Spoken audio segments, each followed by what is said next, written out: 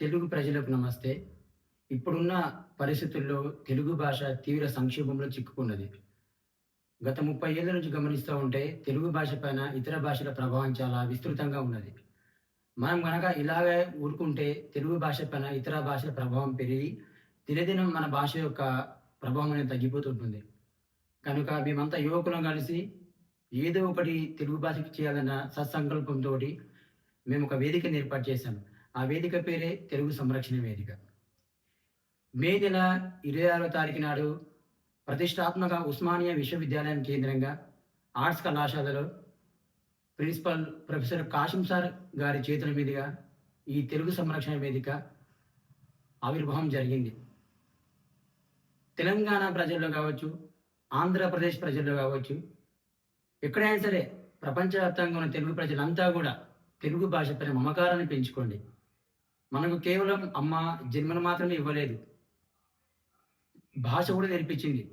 కనుక తల్లిని ప్రేమించే ప్రతి ఒక్కరూ తల్లి భాషను కూడా ప్రేమించండి. మనం నిత్యం మన తెలుగు భాషను మాట్లాడుతూ ఉంటే అది వ్యవహారంలో ఉంటుంది. అది ఒక తరం నుంచి మరొక తరానికి చేరుతుంది. తద్వారా భాష అనేది బతుకుతుంది. అలాగే ఒక 10 మంది యువకులు కలిసి ఏర్పాటు చేసిన ఈ తెలుగు సంరక్షణ వేదికను నిత్యం ప్రజల్లోకి తీసుకెళ్లేందుకు మా వంతు కృషి మేము చేస్తున్నాము. మా అందరికీ మీ సహకారం, మీ తోడ్పాటు తప్పకుండా ఉంటేనే తెలుగు భాష రక్షించబడుతుంది. మేము భవిష్యత్తులో ఏమేమి కార్యక్రమాలు చేయబోతున్నాం, ఎలా చేయబోతున్నాం అనే తదితర విషయాలన్నీ మీకు ఎప్పటికప్పుడు ఈ యూట్యూబ్ ఛానల్ ద్వారా తెలియజేస్తాను.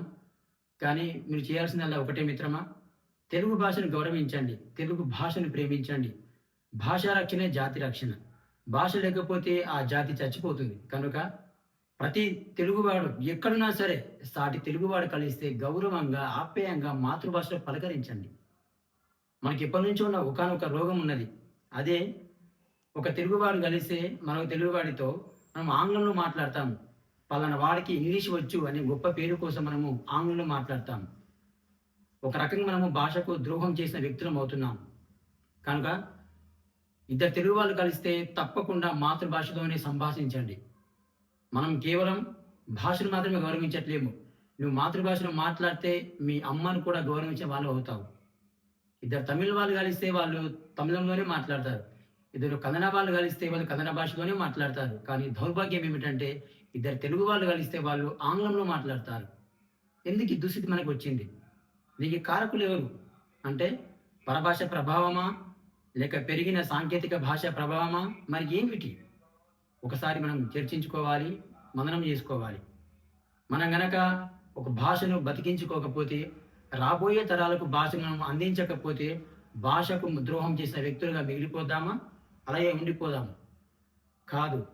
తన వంతు కర్తవ్యం ఏమిటి, తన బాధ్యత ఏమిటి అని తెలుసుకున్న ప్రతి తెలుగువాడు కూడా భాషను బతికించుకోవడానికి ముందుకు రావాలి. ఎలాగోలా మాటల్లో కానీ, పాటల్లో కానీ, ఎక్కడైనా సరే మీ ఇంట్లో కానీ, కార్యాలయాల్లో కానీ, ప్రయాణం చేసే సమయంలో కానీ సాటి తెలుగువాడు కలిస్తే తప్పకుండా తెలుగులో మాట్లాడండి. భాషకు పునాది అక్కడే పడుతుంది. రాబోయే తరంగం కేవలం ఆస్తులే కాదు, బంగ్లాలు, భవనాలే కాదు, భాషను అందించడం చాలా ప్రధాన అంశం. భాషను మనం ఆ తరాలకు అందిస్తే వాళ్ళు ఆ భాష ద్వారా మరెన్నో భాషలు నేర్చుకోవచ్చు. మాతృభాష కనుక రాకపోతే ఎవరికి ఏ భాష రాదు. మాతృభాషను ప్రేమిద్దాం, మాతృభాషను గౌరవిద్దాం, భాషను బతికించుకుందాం. జై